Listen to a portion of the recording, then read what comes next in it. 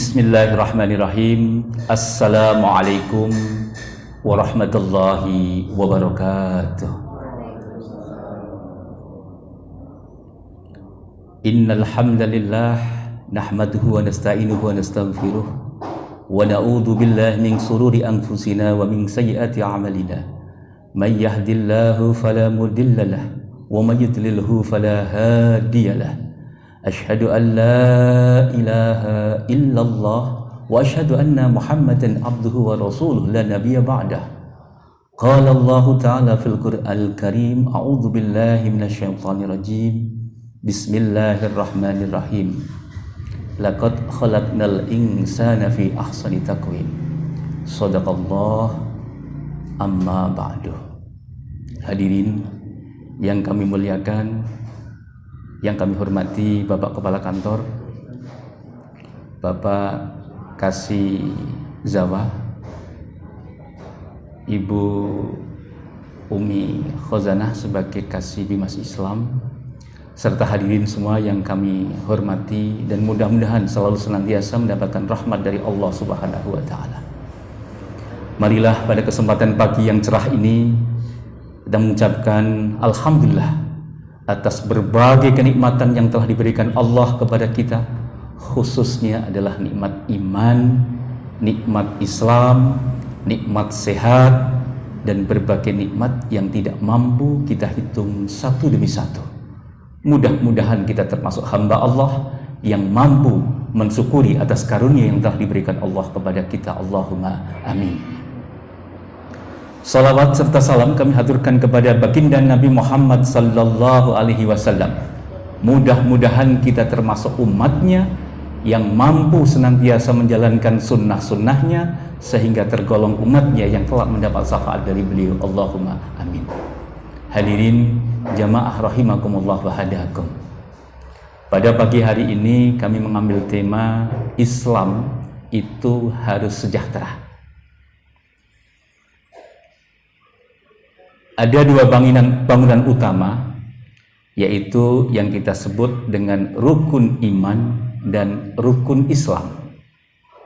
Dua pilar utama inilah yang nantinya akan menghantarkan, mewujudkan kebahagiaan kita, baik bahagia di dunia sampai di akhirat kelak. Allahumma amin.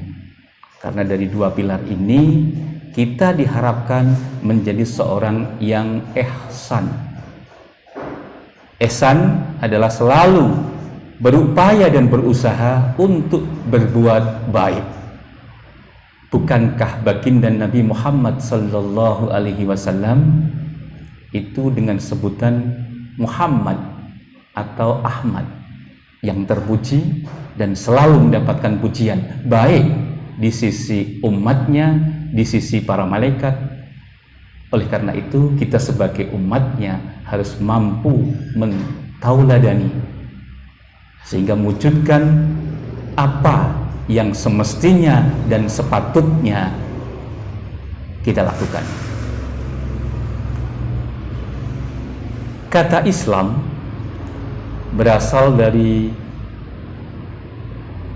aslama yuslimu islaman fahuwa muslimun, yang artinya menyerahkan diri atau berpasrah diri kepada Allah Subhanahu wa Ta'ala untuk mendapatkan kesentosaan, kebahagiaan, baik bahagia di dunia dan di akhirat kelak.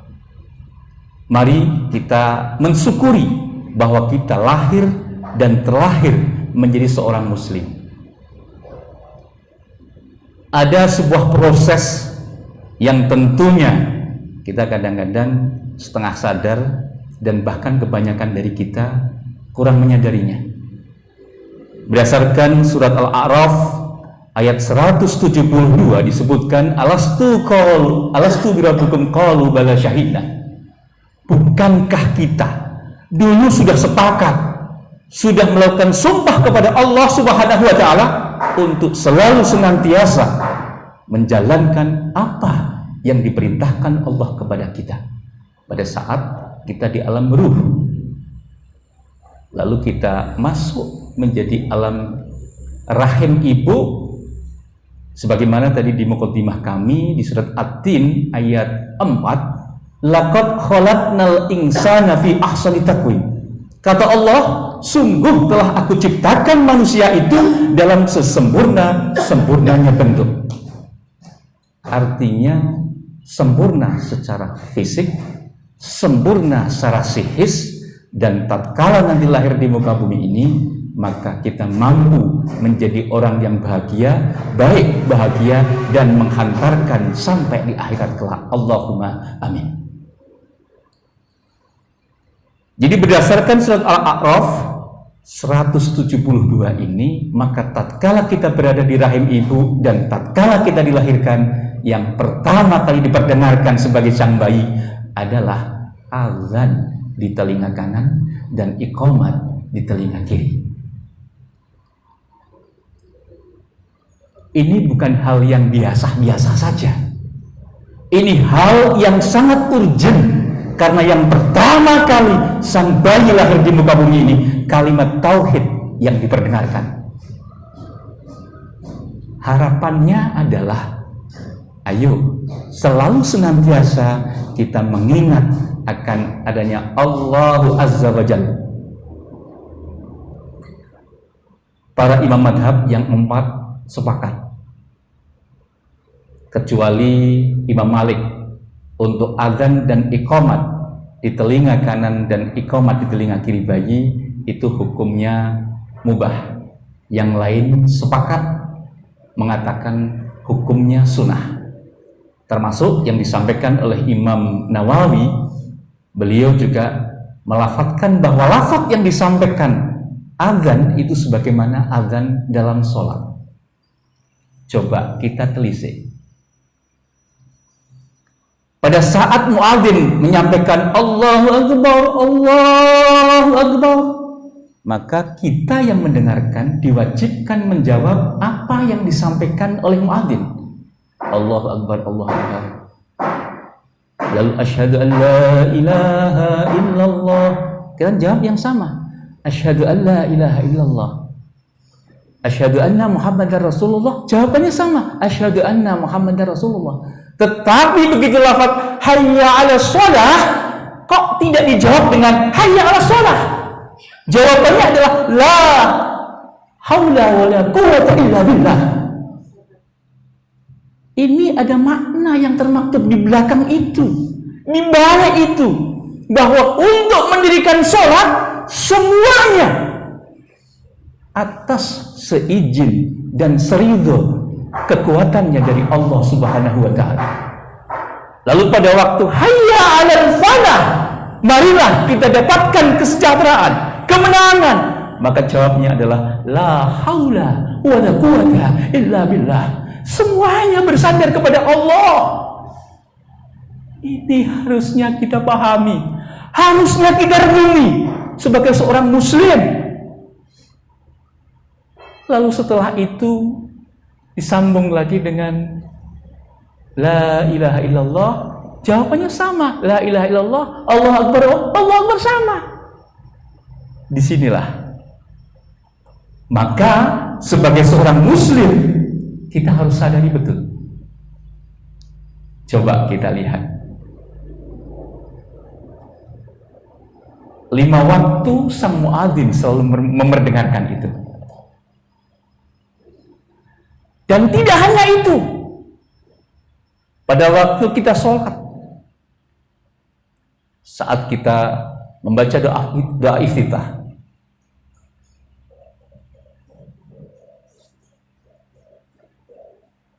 inna sholati wa nusuki wa mahyaya wa mamati lillahi rabbil alamin la syarika lahu wa bidzalika umirtu wa ana minal muslimin. Jadi kita ini diarahkan, dipandu pelan tapi pasti untuk menjadi pribadi yang selamat di dunia sampai di akhirat kelak. Bahkan pada saat kita membaca tasyahud, baik itu tasyahud awal maupun tasyahud akhir, kita diingatkan asyhadu an la ilaha illallah wa asyhadu anna Muhammadar Rasulullah. 2 kali kita diingatkan bahwa kita ini melakukan syahadah, melakukan persaksian tidak ada ilah kecuali Allah dan Nabi Muhammad SAW itu adalah utusan Allah. Ini pada saat kita sholat. Bukankah tatkala setiap Jumat kita dipertemukan di dalam Jumatan untuk kaum muslimin? Syahadat diperdengarkan juga, dan itu menjadi sebuah rukun dalam khutbah. Jadi sesungguhnya menjadi seorang muslim ini secara runtut, sistematis dan terstruktur, masif akan membawa umatnya selamat baik di dunia sampai di akhirat kelak.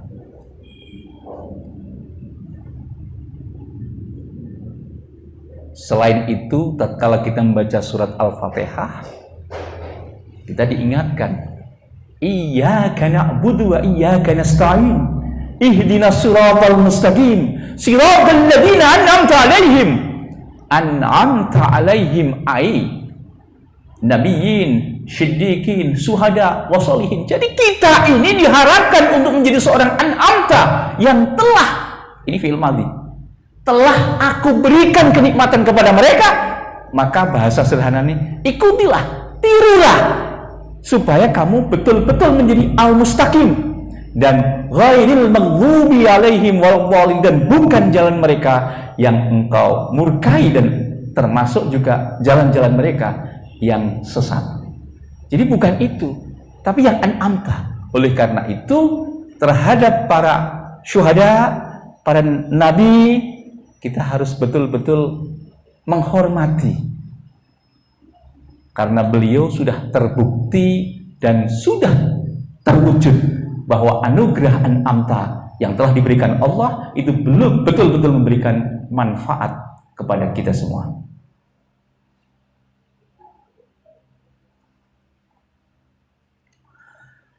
Oleh karena itu, mari kita coba mulai introspeksi.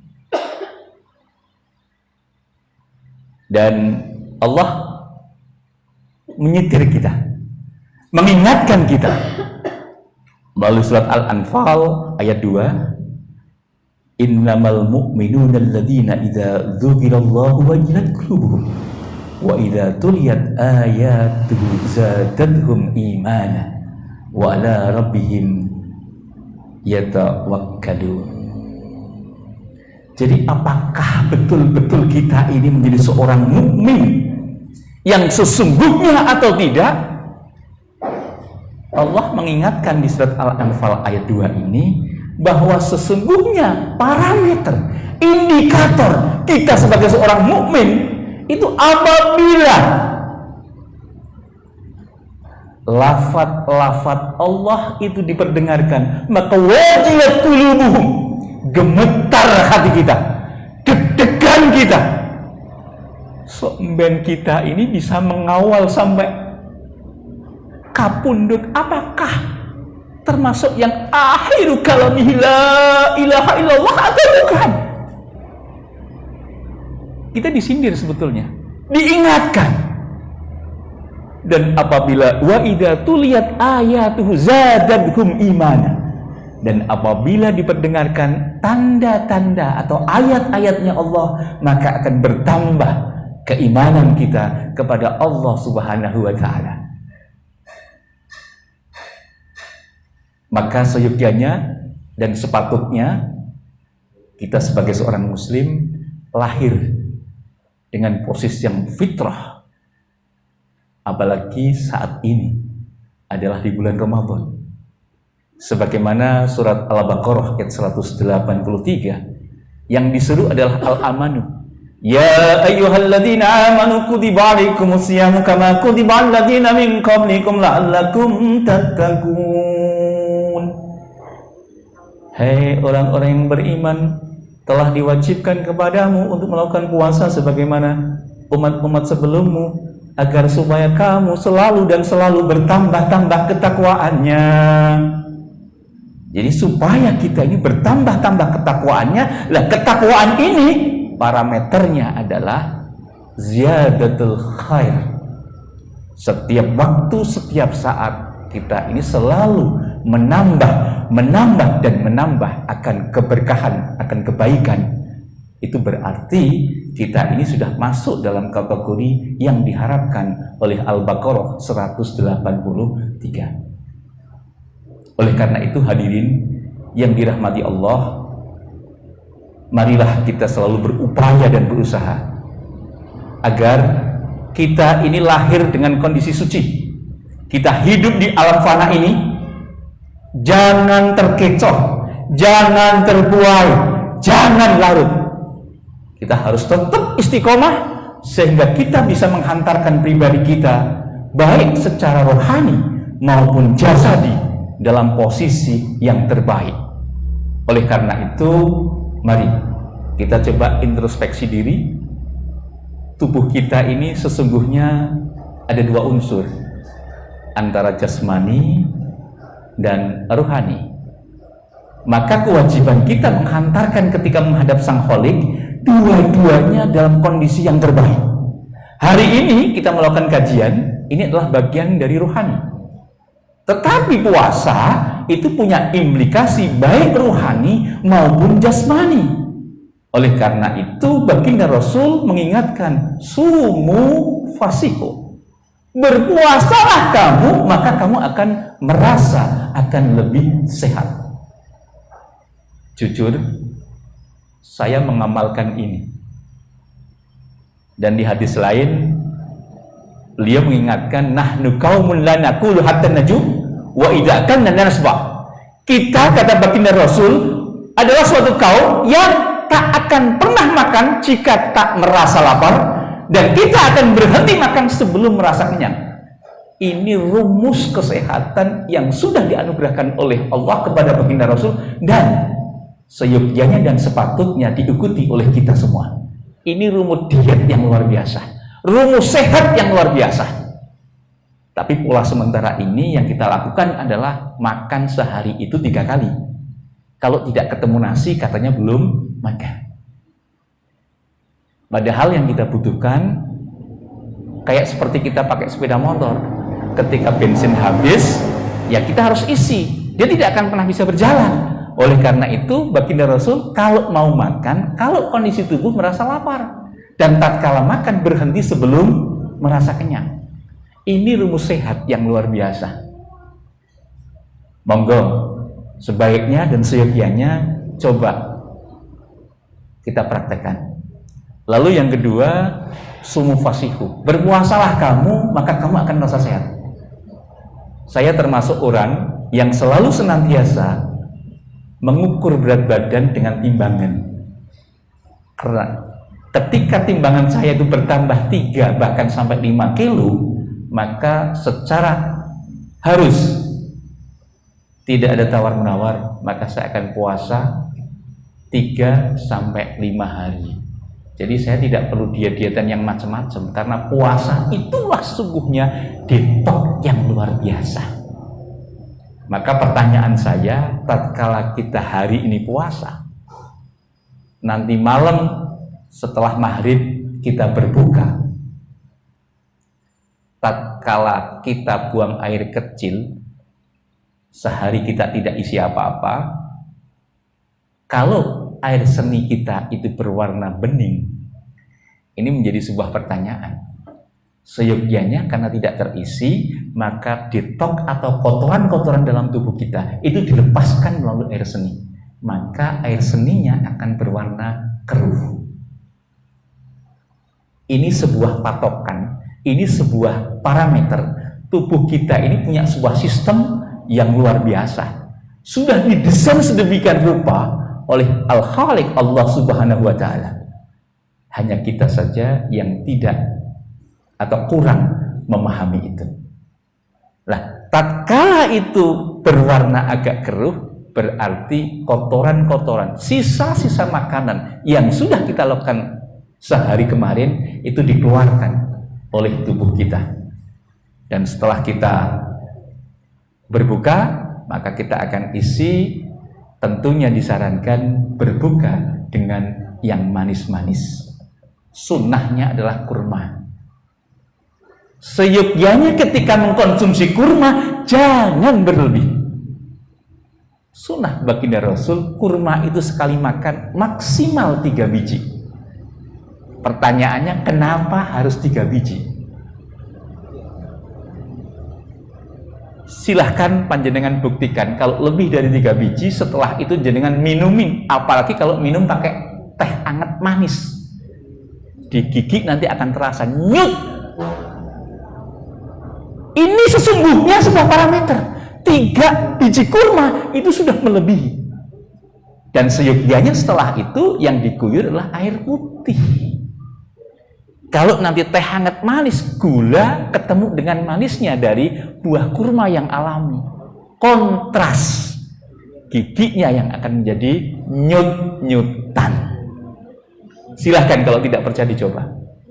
Ini sebuah kondisi. Jadi Islam ini runtut, sistematis, masif, memandu dan mengajarkan umatnya untuk bahagia di dunia sampai di akhirat kelak. Betul ini. Saya pelantari pasti saya coba kaji satu demi satu, saya lihat, saya amati. Lah, setelah itu silahkan berbuka. Seyogianya setelah maghrib dulu. Dan bukanya tidak usah banyak-banyak, karena kita nanti akan ketemu dengan taraweh. Kalau langsung full tank, saya yakin tarawehnya kedodoran nanti, ya, ngantuk. Nah, ini ngantuk. Pertanyaannya, kalau posisi puasa kita berasa ngantuk enggak? Coba. Ngantuk itu sebuah proses dari dalam tubuh kita yang merasa keberatan ketika melakukan sebuah proses metabolisme. Maka tubuh memberikan isyarat dan turuo dan tidur. Karena saat tidur tubuh tidak ada aktivitas, maka tubuh proses metabolismenya ini akan lebih bagus, lebih cepat. Maka ketika kita puasa, biasanya kecenderungannya kalau tidak kecapean, insya Allah tidak akan berasa ngantuk. Karena apa? Proses metabolisme sudah bagus, sudah dikelola. Bagi yang kebetulan, mohon maaf, menderita diabetes, dikelola dengan puasa. Dikelola dengan minum air yang banyak. Tubuh kita ini hampir 80% unsur air. Makanan yang kita makan nanti akan diperas oleh tubuh, akan menghasilkan air. Sisanya yang padat keluar pakai jalan belakang, yang air jalan depan, sebagian melalui keringat. Jadi ini sudah dikelola sedemikian rupa, sehingga oleh karena itu kita harus berupaya dan berusaha. Coba ingat-ingat, saya kasih trik sedikit. Tatkala saya makan apapun, tubuh kita ini akan memberikan sebuah reaksi yang paling cepat dalam hitungan setengah jam. Misalkan saya ini kan berpantang kalau pagi makan kacang hijau atau ketan di pagi hari. Kalau itu makan, tidak usah pakai basa-basi, dalam itu kan paling antara 1/4 sampai setengah jam, maka tubuh kita akan berontak. Saya kemana? Saya akan dibawa ke kamar kecil. Karena tubuh kita akan mulus-mulus. Kenapa? Karena saya berpantang dengan makan kacang hijau maupun ketan di pagi hari.